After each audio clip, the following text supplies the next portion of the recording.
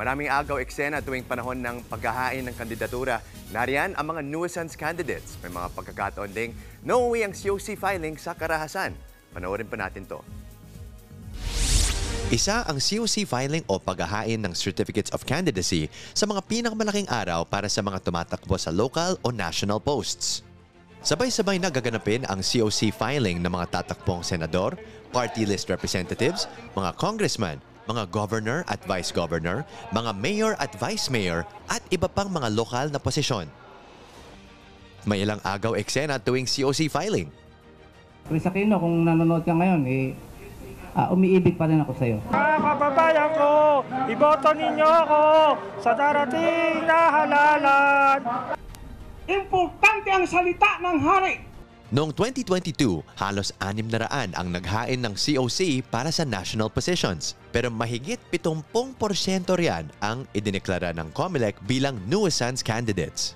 Sila yung mga kandidatong naghain ng COC pero hindi tinanggap ng COMELEC ang kandidatura. Itinuturing kasi silang panggulo at walang tiyak na intensyong umupo sa pwesto.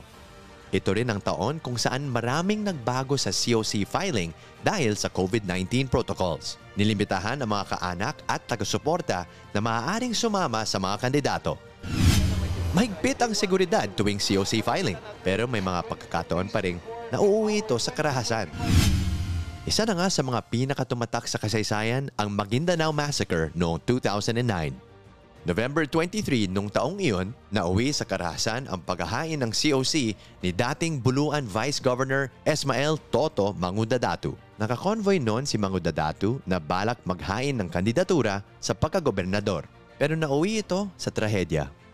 Minasakar ang 58 individual na nakabuntot kay Mangudadatu. Kabilang dito ang asawa niya, 2 kapatid, mahigit 30 miyembro ng media at iba pang mga nakabuntot sa tatakbo sana ng gobernador.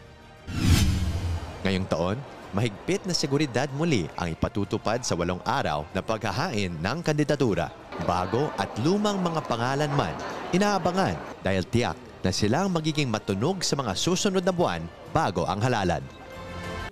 Mga kapatid, Justin Quirino po. Masayang kwentuhan at makapulahang informasyon ang hatid namin tuwing umaga. Kaya mag-subscribe na at mag-follow sa social media pages ng News 5.